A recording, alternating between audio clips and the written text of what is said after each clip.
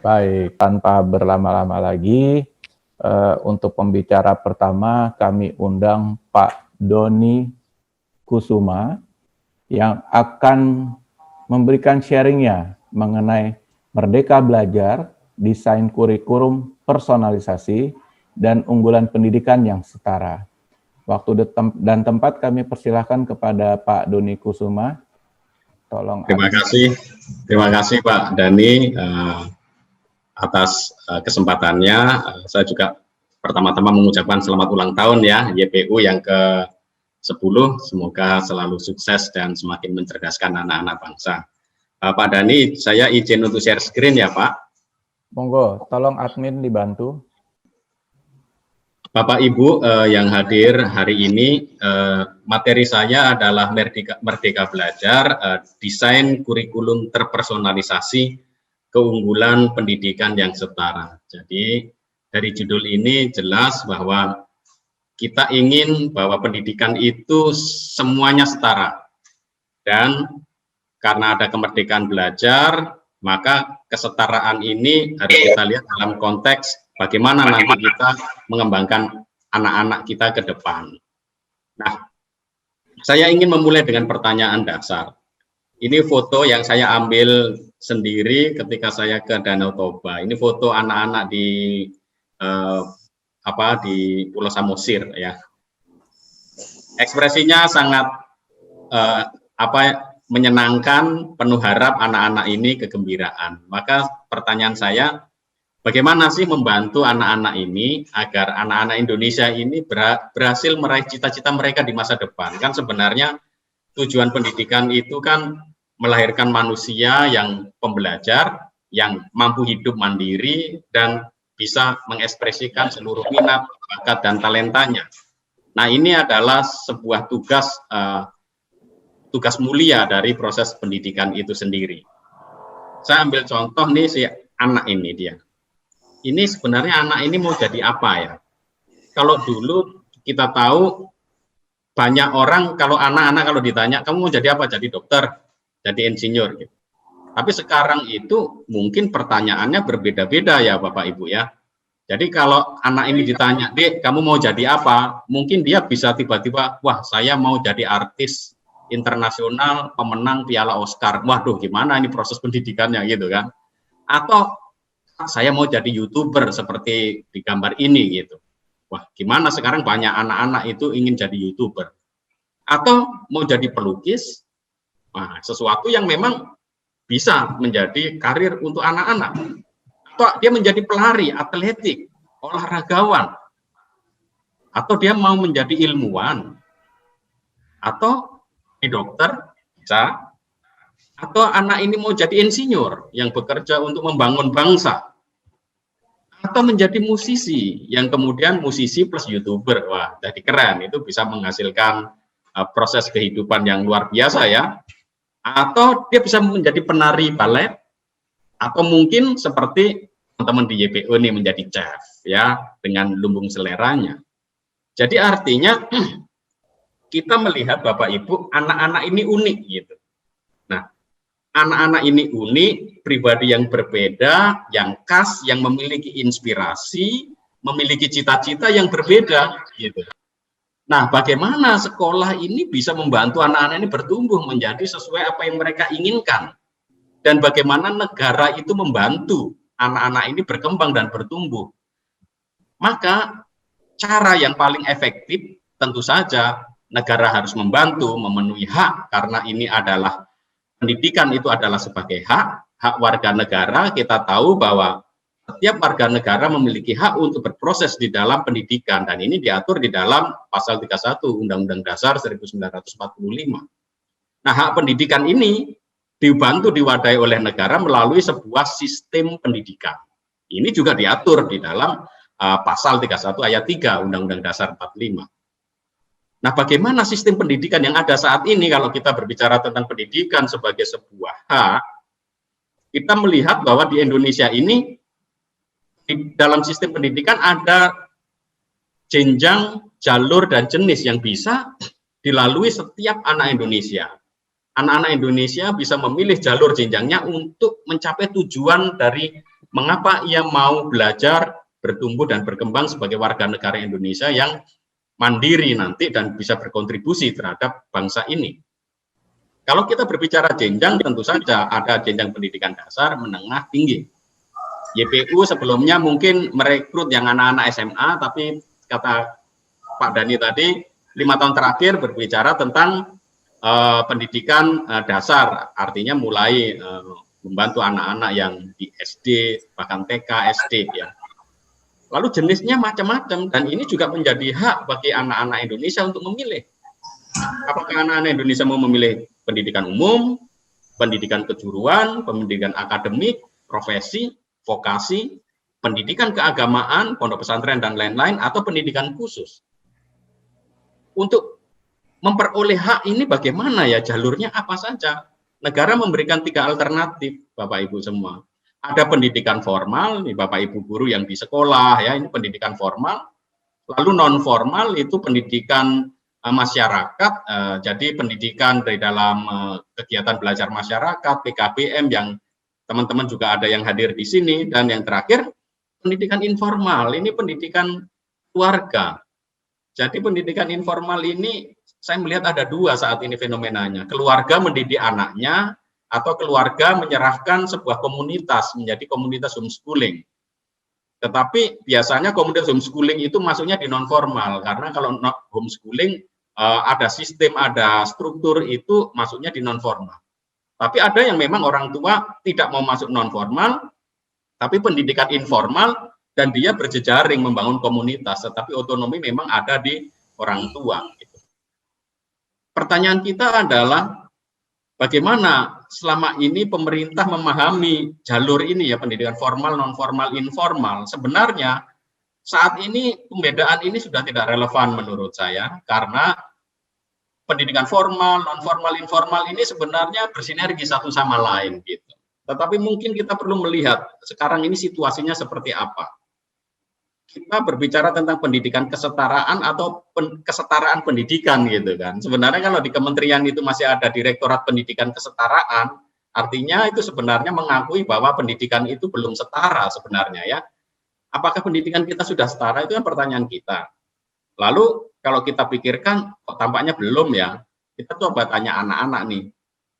Wah, tampaknya pendidikan kesetaraan memang belum.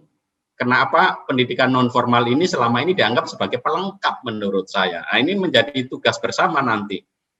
Pasal 26 Undang-Undang Sisdiknas kita, ini undang-undang yang tahun hampir 20 tahun yang lalu ya, tahun 2003 yang memang harus direvisi menurut saya. Jadi di situ disebutkan pendidikan non formal diselenggarakan bagi warga masyarakat yang memerlukan layanan pendidikan yang berfungsi sebagai pengganti, penambah atau pelengkap pendidikan formal. Nah, saya rasa undang-undang ini nanti mungkin perlu diusulkan untuk diubah, karena konsep ini sudah tidak adequate lagi, tidak cocok lagi untuk mengembangkan pendidikan kita ya. Harusnya semuanya setara. Nah, kalau kita lihat bagaimana model belajar, jadi kalau kita mau anak ini mau nanti jadi apa, sebenarnya anak itu unik dan berbeda dalam hal minat, bakat, talenta, dan model belajar. Nah, selama ini kalau kita lihat di dalam pendidikan, model belajarnya itu kalau yang lama, itu satu guru menentukan tujuan belajar siswa. Jadi semua siswa mengikuti gitu. Jadi ini pembelajaran kita. Mungkin bahkan yang sampai sekarang pun masih ada. Biasanya siswa duduk rapi, pasif, guru mengajar. Lalu kemudian materi belajarnya itu ditentukan oleh guru. Jadi semuanya ditentukan guru sesuai dengan buku diktat, bahkan guru menjadi diktator istilahnya. Semua dicocokkan dengan diktat gitu. Tidak berbicara tentang standar isinya. Maka pembelajarannya menjadi rigid dan kaku karena satu arah gitu. Itu pembelajaran zaman dulu. Tapi sekarang seperti apa? Model belajar sekarang itu guru masih berperanan, tapi guru sudah ngecek. Oh, kamu harus ngikutin ini, mengerjakan ini 1, 2, 3, ada checklistnya. Lalu siswa tinggal mengerjakan tugas. Tapi di sini siswa tetap ada pasif. Guru menentukan tujuan belajar dan siswa itu kemudian diidentifikasi, dikelompokkan per tahapan sehingga mereka bisa menyelesaikan pekerjaan dengan lebih mudah. Lalu kemudian guru mendesain pembelajaran berdasarkan kebutuhan kelompok siswa yang berbeda. Jadi ini disebut dengan pembelajaran yang terdiferensiasi. Sesuai dengan gaya belajar siswa. Ada akomodasi di beberapa sekolah yang sudah melaksanakan prinsip inklusivitas, bahkan di sekolah umum ada anak-anak berkebutuhan khusus, tunarungu, tunanetra, itu mereka juga diajar karena mereka tidak memiliki persoalan dengan intelektualitasnya. Jadi yang sekarang ini ada dialog interaktif, ya, pemanfaatan teknologi belajar begitu juga dimanfaatkan dengan lebih baik. Nah, masa depan seperti apa sih model belajarnya? Kalau kita lihat itu ke depan, karena tadi saya bilang saya ingin berbicara tentang pendidikan yang merdeka, maka ke depan itu sebenarnya kurikulum umum mungkin ada sebagai panduan, tetapi siswa menentukan tujuan belajar. Kayak tadi saya katakan, siswa harus menjadi apa ke depannya, gitu ya. Lalu guru peranannya apa? Guru membantu peserta didik untuk mempelajari sesuai dengan minat, bakat, dan tingkat pendidikan dan pengetahuannya. Bahkan ke depan itu siswa memilih sendiri, saya mau belajar apa, di mana, kapan, gitu. Nah, inilah yang disebut dengan pembelajaran yang terpersonalisasi. Kalau terindividualisasi berdasarkan gaya belajar, berdasarkan cara atau kondisi individu gitu dengan akomodasi, tapi ini lebih personal. Bagaimana individu itu belajar. Jadi pembelajarannya itu ke depan itu lebih fleksibel, adaptif ya. Nah, ini cara-cara baru dalam belajar saat ini. Hanya ini mungkin saya bisa menambahkan selain video, buku-buku, blog, podcast, kursus-kursus online, tapi juga pengalaman, kemudian mentoring, tutoring, coaching, itu ada semua di sini. Nah, apa yang saya sampaikan tadi itu terkait dengan kurikulum. Ini kurikulum zaman dulu ya, hanya satu materi, siswa duduk rapi, materi belajar terbatas, kurikulum satu untuk semua, mata pelajarannya tetap, belajarnya satu arah. Ini abad lalu. Abad 20 sudah berbeda, sudah mungkin lebih seperti ini, interaktif ya, tetapi kurikulumnya satu untuk semua, sama, mata pelajarannya tetap, belajarnya sudah mulai dua arah interaktif, tapi dalam konteks ini siswa masih mengikuti kurikulum umum satu untuk semua, hanya ada akomodasinya dan belajar. Nah, kurikulum belajar abad 21 itu cirinya adalah siswa memiliki otonomi, belajar tersendiri, ada materi dan cara belajarnya sendiri. Siswa belajar kapan saja, di mana saja, dengan siapa saja, dan ini sudah mulai dilakukan di YPU ya, siswa belajar hal-hal yang tertentu, mendalami minat, bakat, dan keterampilannya. Kurikulumnya fleksibel, dinamis, adaptif, dan melahirkan seorang pembelajar. Jadi artinya ke depan memang siswa dituntut, kalau kamu mau menjadi orang yang ahli tata boga, apa saja yang harus kamu pelajari? Mulai dari menghitung laporan keuangan, fotografi untuk nanti istilahnya mengiklankan produk, memainkan media sosial, dan lain-lain. Jadi sangat fleksibel. Dan fokus pada penguatan minat, bakat, keterampilan yang mendukung realisasi dan cita-cita peserta didik. Bahkan materi belajar yang mengikuti pengalamannya. Jadi selalu mengevaluasi, merefleksi pengalaman. Dan tentu saja memanfaatkan teknologi pembelajaran. Maka kurikulum abad 21 itu akan terkait dengan bagaimana isi-isi pembelajaran digital, pembelajarannya itu terfokus, ada target, keputusan untuk mau belajar apa selanjutnya dilakukan setelah mengevaluasi pembelajaran sebelumnya, kemudian siswa itu memiliki kepuasan batin, semangat bahwa, oh saya sekarang sampai di sini, saya tertantang untuk kemudian memiliki cara belajar seperti ini, sehingga tidak disuruh-suruh anak ini akan belajar sendiri. Gitu. Nah, mungkin ada yang bertanya, Pak, kalau kami di pendidikan formal gimana ya, bisa nggak? Mungkin yang tadi saya jelaskan, kurikulum bisa di pendidikan non formal karena lebih fleksibel. Tapi sebenarnya di Australia ini ada pengalaman menarik bahwa kurikulum terpersonalisasi itu sudah diterapkan di sekolah-sekolah formal. Jadi bentuknya adalah ketika misalkan Bapak Ibu guru itu memahami kompetensi dasar yang ada di dalam kurikulum misalkan, lalu harus diidentifikasi dulu, Bapak Ibu guru mengidentifikasi konsep-konsep dasar, kemudian anak-anak ini di mana tahapannya, baru kemudian anak dikelompokkan berdasarkan pemahamannya, baru kemudian diintervensi satu persatu. Kalau misalkan ini ada satu kelompok, anak diintervensi berdasarkan kelompok, karena kalau di sekolah formal kan sekitar 20-30 anak ya, sehingga nggak mungkin satu persatu, maka bisa kemudian berbasis kelompok, tetapi kontennya itu tetap terpersonalisasi. Anak diajak, oh kamu pelajari ini dulu, karena kamu levelnya seperti ini, yang lain mungkin lebih maju, lebih baik. Gitu. Lalu yang kedua, ada kemampuannya, jadi guru harus memahami kemampuan anak-anak ini, cara belajarnya gimana, apakah dia mendengarkan, apakah dia itu piktorial, apakah dia itu dengan ekspresi seni, dan lain-lain. Jadi harus disesuaikan dengan minat dan interest anak-anak, kemudian diakses lagi, harus ada standar untuk mengakses, mengevaluasi. bagaimana cara memberikan ujiannya, bagaimana cara menilainya, bagaimana cara memberikan ulangannya, dan yang terakhir setelah kemudian ada proses untuk menilai berdasarkan standar, dievaluasi lagi. Oh, anak saya itu untuk kompetensi ini posisinya di mana. Jadi di Australia, kurikulum terpersonalisasi ini sudah dilaksanakan sesuai dengan apa yang ada di sana berdasarkan pendidikan formal. Nah, di tempat kita, artinya pendidikan formal, non-formal, informal, bisa melaksanakan semua kurikulum pendekatan ini. Mudah-mudahan pendekatan yang seperti ini bisa memberikan kita inspirasi bagi kita untuk mengembangkan kurikulum. Terima kasih, pas 15 menit. Waduh, luar biasa. Saya tepuk tangan dulu buat Pak Doni ya. Selamat datang juga, ini ada apa namanya peserta dari NTT juga baru datang. Lalu juga ada yang menanyakan apakah materi dari pembicara bisa di-share. Tentunya nanti bisa lewat dari Yayasan Prima Unggul ya Pak ya. Ya, siap. pasti. Saya berikan 1 atau 2 teman-teman peserta yang mau share, menanyakan, langsung aja di chat, di chat room-nya, jadi saya bisa bacakan sambil menunggu. Ini ada komentar dari Pontianak, Pak. Presentasi Bapak membentangkan perihal pendidikan di era kekinian. So, kalau saya boleh singkat apa yang Pak Doni sampaikan, ini ada sebentar ya, ada pertanyaan dari Pak Anggo Mantika. Beliau ingin bertanya, bagaimana secara spesifik implementasi mengenai kurikulum terpersonalisasi tersebut, Pak? Pak Doni?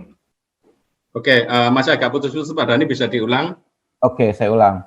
Bagaimana secara spesifik implementasi mengenai kurikulum terpersonalisasi tersebut, Pak? Ya, saya memberikan contoh untuk pendidikan non-formal dulu ya, Pak ya. Ini yang bertanya mungkin dari pendidikan formal atau non-formal nih? Dari Pak Anggo Marantika, tidak terkopi ini dari formal apa non-formal. Oke, jadi karena harus dibedakan 2 Pak Dani, karena implementasi untuk pendidikan formal itu agak berbeda dengan non-formal. Karena yang pendidikan non-formal dan informal dalam kurikulum terpersonalisasi ini lebih merdeka, ya, mereka lebih bebas menentukan karena bisa mempotret perkembangan individu per individu. Sebagai contoh, misalkan nih di YPU, ya, di YPU ini kan ada kegiatan tata buka ya. Tata buka itu kan berarti kuliner ya, masak-memasak, ya kan? Ya. Nah, maka di dalam proses yang terpersonalisasi ini harus dilihat nanti targetnya seperti apa dan ilmu-ilmu dasar seperti apa yang diperoleh. Maka ketika berkaitan dengan tata buka, untuk anak-anak SD misalkan ya, karena kan dia nanti punya cita-cita menjadi chef, yang dipelajari apa? Mereka mempelajari materi katakanlah biologi, tapi spesifik mempelajari tentang rempah-rempah, jahe, ya, materi yang dekat dengan hidup mereka itu. Lalu kemudian untuk yang dasar adalah pengenalan tentang bahan-bahan untuk bahan makanan. Maka mereka akan mempelajari ini sawi, tomat, ciri-cirinya apa, semua ini hal yang basic sebenarnya. Nah itu mereka belajarnya secara khusus tentang itu dan didampingi. Hari ini kamu mau memperoleh ilmu tentang apa terkait dengan kuliner yang akan kamu kembangkan. Jadi, oh saya ingin belajar tentang materi-materinya Pak, misalkan. Oke, kamu belajar materi apa? Saya mau belajar tentang bayam, tentang kangkung, tentang ini, dan mungkin bagaimana budidayanya dan ciri-cirinya. Karena nanti terkait cara masak, nyimpen, dan lain-lain itu. Lalu mungkin berikutnya setelah dievaluasi, oke, kamu mungkin udah nyampe di level ini, sekarang apalagi yang mau kamu pelajari? Saya ingin bagaimana cara marketing, Pak. Oke, cara marketing berarti dia akan belajar media sosial, dia akan belajar bagaimana berkomunikasi, maka dia akan belajar menulis, membuat konten untuk writernya ya. Jadi mereka membuat isi dan lain-lain. Lalu kemudian bagaimana berikutnya? Jadi selalu berproses dari tahap 1 ke tahap berikutnya. Itu implementasi dari kurikulum terpersonalisasi. Dia tidak memakai kurikulum general, tetapi ngikutin apa yang diusahakan anak belajar. Kalau misalkan ditatap muka lalu kemudian, waduh terkait dengan finansial gimana ya, saya harus belajar matematika. Maka belajar matematika adalah hitung-hitungan yang terkait dengan bagaimana mungkin menghitung bunga bank kalau dia nanti menyimpan uang di sana, memberikan diskon, kemudian bagaimana dia itu memiliki manajemen keuangan, mengatur keuangan, belajar dari coach-coach yang ahli keuangan tentang bagaimana mengelola sebuah usaha. Jadi kurikulumnya ini benar-benar disesuaikan dengan kebutuhan anak-anak. Ini yang untuk pendidikan yang non formal ya, saya tadi katakan, karena kalau untuk pendidikan formal ini sangat sulit gitu. Tadi saya katakan sangat sulit, dan ini memang kelemahannya pendidikan formal itu harus ngikutin aturan kurikulumnya harus ini, bahkan sangat rigid sekali sekarang, meskipun Mas Menteri Nadiem Makarim mengatakan Merdeka Belajar itu dibebaskan, bahkan RPP-nya sekarang kan guru-guru satu lembar pun guru-guru bingung juga RPP satu lembar seperti apa gitu kan, bagaimana lesson plan satu lembar itu dilakukan, itu kan bingung ya. Jadi kalau misalkan di sekolah formal, contohnya kurikulum terpersonalisasi adalah ketika ada satu materi ya, Bapak Ibu guru harus mengakses dulu anak ini levelnya di mana, yang dia butuhkan apa. Lalu lihat cara belajar anak ini, jangan dipaksa anak ini untuk mengikuti guru mengajar terus, tidak, biarkan mereka mengeksplorasi, senang, lalu kemudian disepakati, oke, kamu sekarang nanti akan belajar dari A sampai B, targetmu hari ini belajar ini. Nah itu sudah cukup sebagai kurikulum terpersonalisasi untuk proses pendidikan formal. Jadi harus ada tahap-tahapannya. Nah, yang khas dari pendidikan formal adalah Bapak Ibu guru harus tahu beberapa target kurikulum itu kan harus tercapai. Nah, ini yang mungkin akan menjadi tantangan bagaimana Bapak Ibu guru mengatur waktu supaya anak-anak itu memahami dan menguasai semuanya. Semua materi yang diajarkan dalam kurikulum itu perlu diajarkan. Sedangkan untuk pendidikan non formal kan lebih merdeka ya, apalagi informal. Dia bebas lah, nggak pakai yang ini, nggak pakai yang itu, tapi mereka tetap belajar matematika, belajar biologi, belajar ilmu sosial, katakanlah misalkan tata boga, masak-masakan, maka dia akan belajar kuliner Nusantara, ya. Ini harus menjadi bagian dari pengalaman hidup mereka. Artinya kurikulum terpersonalisasi ini benar-benar kontekstual, aktual, dan relevan dengan apa yang dibutuhkan anak-anak. Nah, mungkin itu gambarannya. Siap, Pak Doni. Terima kasih banyak. Ini yang tanya mulai banyak. Tolong admin dicatatkan. Nanti mungkin bisa dijawab personal oleh Pak Doni. Karena waktu yang mepet-mepet ya, kita akan masuk ke... Terima kasih banyak ya Pak Doni atas sharingnya pada hari ini. Nanti kita sambung lagi Pak. Ya betul-betul. Misalkan ini Pak sebentar ada yang tanya tentang kurikulum, apakah bisa dikombin? Bisa Ibu. Jadi kurikulum terpersonalisasi ini bisa dikombinasikan dengan kurikulum formal. Jadi kalau Bapak Ibu ada di pendidikan formal, itu bisa memakai kurikulum yang terdiferensiasi, jadi berdasarkan kebutuhan atau cara belajar anak, tetapi juga bisa dipersonalisasi sesuai dengan kebutuhan dan cita-cita anak. Jadi bisa disesuaikan konteksnya. Sama-sama belajar matematika, sama-sama belajar hitung-hitungan, bisa dikontekskan. Kalau anak ini mau jadi pelukis, mau jadi seniman, mau jadi bisnismen, itu matematikanya bisa dikasih soal-soal yang selaras sesuai dengan apa yang menjadi concern dan perhatiannya. Kira-kira begitu Pak Dani. Baik, jadi saya coba konklusikan sedikit dari Pak Doni adalah yang paling penting bagaimana tujuan mencerdaskan kehidupan bangsa ini berdasarkan cita-cita dari anak itu sendiri, dan kita melihat kompetensi ataupun kemampuan dari anak, dan kesulitan yang menjadi tantangan bukan kesulitan adalah guru-guru ini benar-benar harus tahu pribadi anak-anak tersebut. Sehingga di dalam proses belajar mengajarnya, guru-guru tidak hanya mengajari, mendidik, atau membina, tapi harus menjadi seorang inspirator. Ya. Itu tantangan abad 2021. So, terima kasih Pak Doni sekali lagi. Terima kasih Pak Dani.